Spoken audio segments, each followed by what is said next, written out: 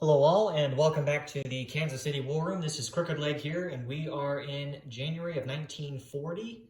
This is Operation Barbarossa, and we are looking at the U.S. KMT turn. So for the United States, we have some purchases here. We have $36 is what we produced, and we had $1 left over from last turn we didn't spend, so we have $37 total to spend this turn.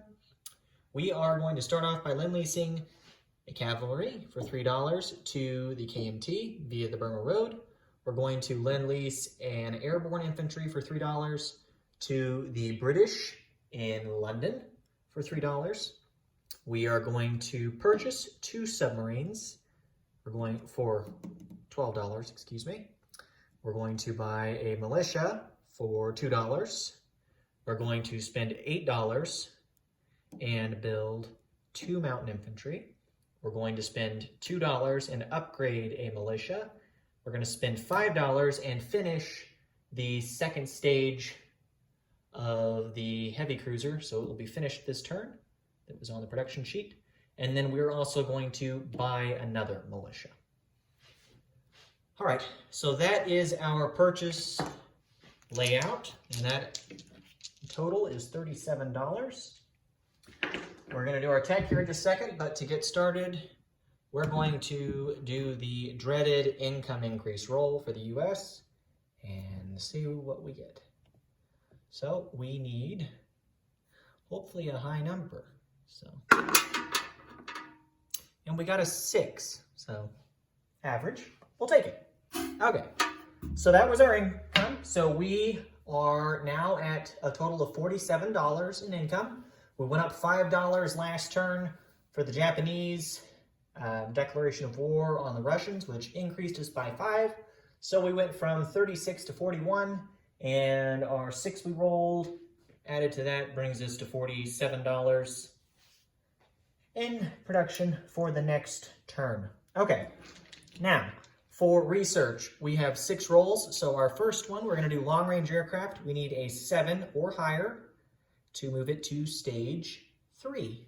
So long-range aircraft, we got a 9. So we'll move that to stage 3. Okay, then let's take that out. Let's do wartime economy. We're going to move that, attempt to move it to stage 2. So we need a 7 or higher. We got a 3, so that's a miss, unfortunately. Okay. Our third roll here, we're going to do attack transports for stage 2. We need an 8 or higher. We got a 10, so we'll move that to stage 2. And improved construction, we need a 7 or higher to move it to stage 2 as well. We got that as a 10, so we'll move that up. Yeah, we're finally turning the corner for the U.S. on tech rolls. I like it. Okay. We have 2 left, so second to last roll is going to be for heavy bombers, and that will be for stage 2. And we need a 9 or higher. We got a 4, so that's a miss. And then our last tech roll is going to be jet fighters, and we need that at an 8 or higher for stage 3. Oh, almost there. Okay, so 2. So we missed that one. So we're 3 for 6. I'll take it. Average. All right. Let's see. So we've done our tech rolls. We've got our purchases. There are not going to be any combat moves this round. We'll go ahead and deliver the cavalry over here. So we're going to place the cavalry that we're lend-leasing into Yenin. So we'll add another chip to the stack of cavalry here. So there are now 4 cavalry total in Yenin. Just a recap of what the Chinese have in that territory. So there are 2 AAA guns. There are 1, 2, 3, 4, 5 militia, 1 mountain infantry, 3 regular artillery. And we'll go ahead and chip that out real quick.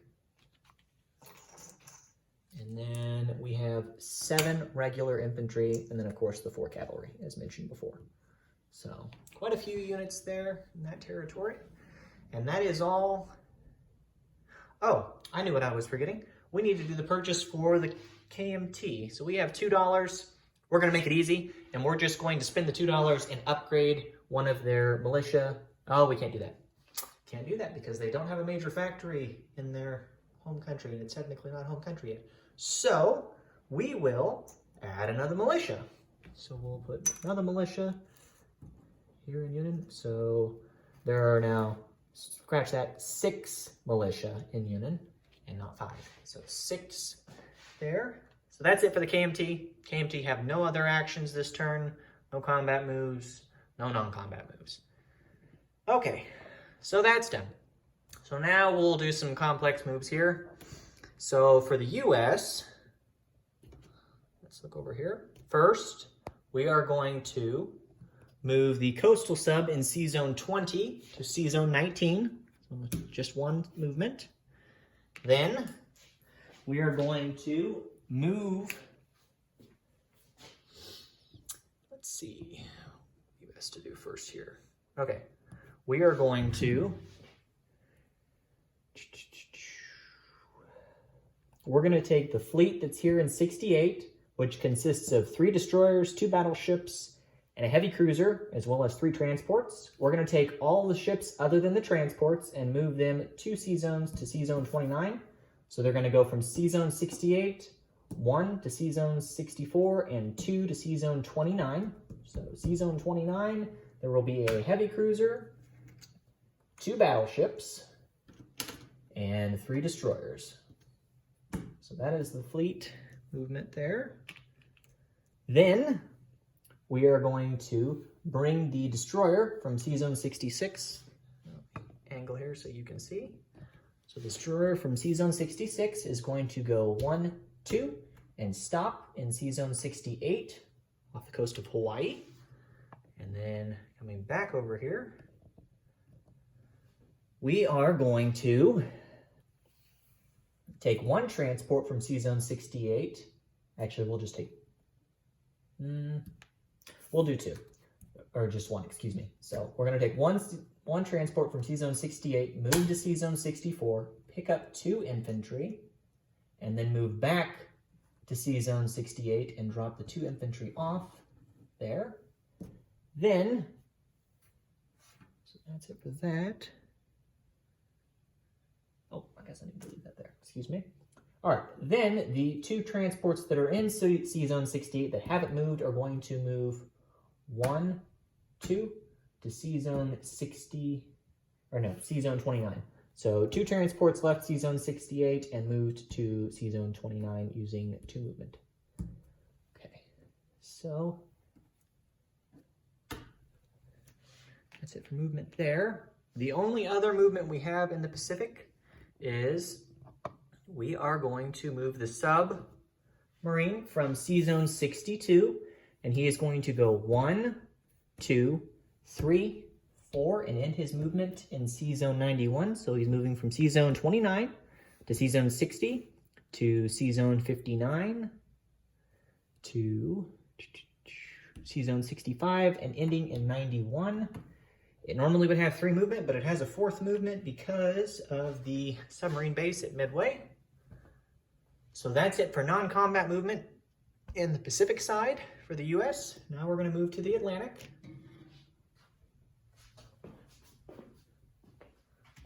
This one's a little easier, not a whole lot of movements over here.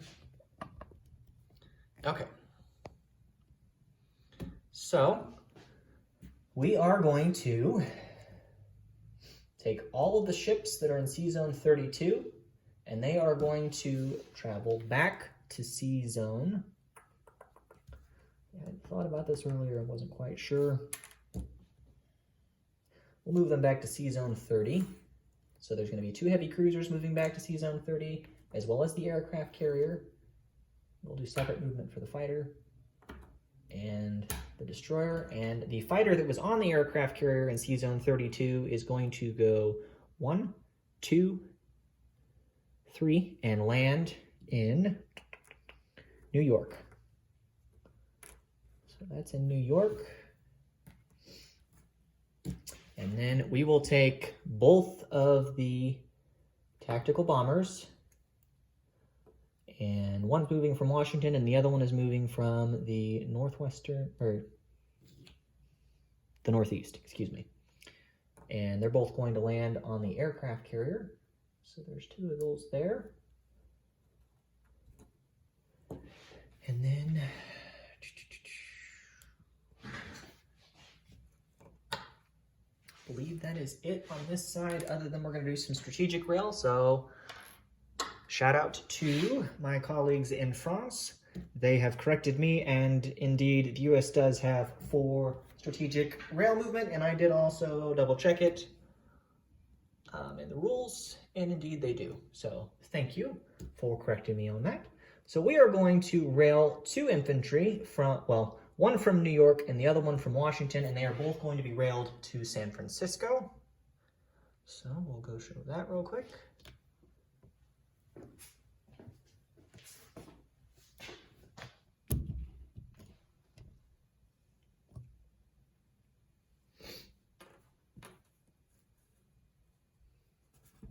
All right, and that is all of our non-combat movement for the United States this turn. So, we're done with movement. Let's go ahead and start placing units where we bought them.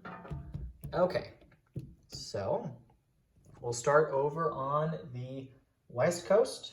So we are placing 2 mountain infantry in the Southwest United States. So there's 2 mountain infantry down there. Then we are going to place the heavy cruiser that we finished production on at the Miners Shipyard here in the Pacific Northwest. It can produce ships as long as they are not capital ships.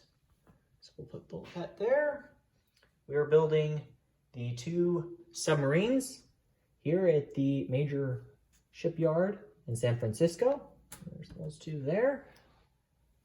Then we are going to place a militia in Hawaii. Then we are going to place a militia in the Philippines, and we are going to upgrade the militia in the Philippines. Okay, and then the only other placement that we have for this round is going to be over here on the Atlantic side for the British. We'll put the airborne infantry via Lend-Lease into London. All right. So that is fixed.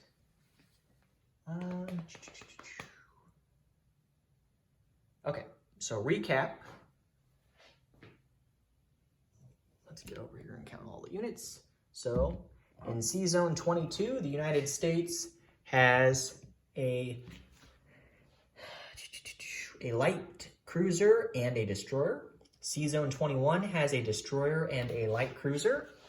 C-Zone 30 has 1 transport, 2 coastal subs, 1 destroyer, and 2 heavy cruisers, along with a fleet carrier and 2 tactical bombers.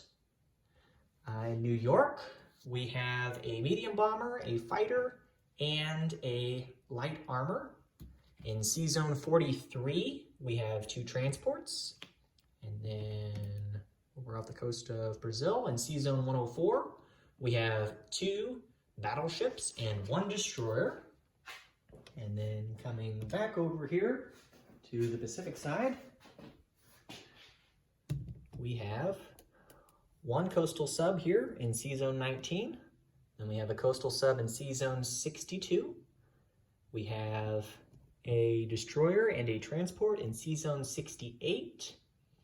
We have 4 infantry in Hawaii, along with an AA gun and a militia.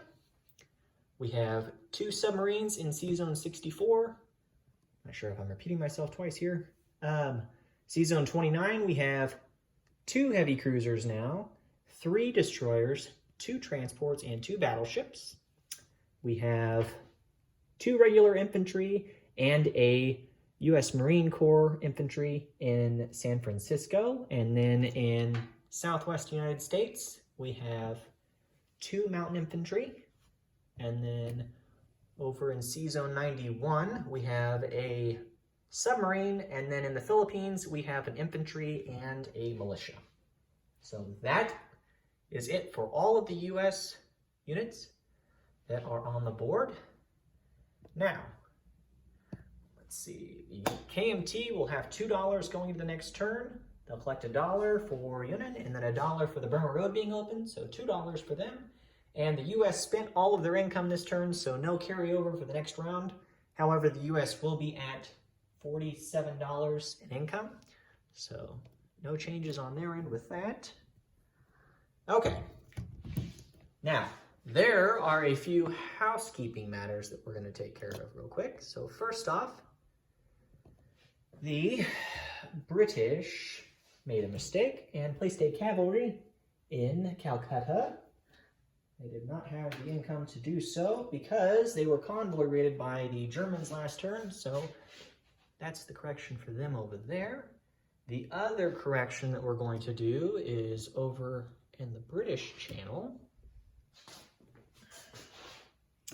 My good friend thought that his Marines could strategic rail move across the channel via the channel ports. However, they cannot, so we'll move them back into London. So, all right. I believe that that covers all of the corrections. And I believe we are all set to now move into July of 1940. So thank you all for tuning in, and may all of your rolls be 1s, unless of course you are hoping for research rolls, and let's hope they're 12s. So thanks guys, take care.